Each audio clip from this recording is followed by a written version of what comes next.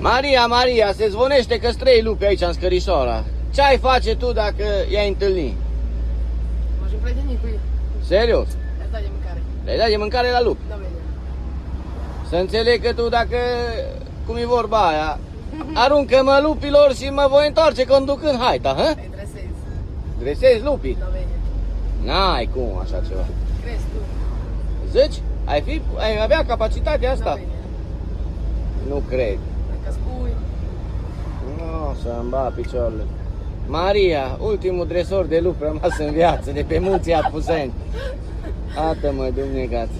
No, fain, ce să zic. Da, bine. Cum zice cela? Bă, cum zice cela? Vara asta numai prin păduri umblăm. În căutare de lupi. Și de fructe de pădure. Da, bine. Și de vulpi. Vulpea bătrână. Face ciorba bună. Tararei-darida.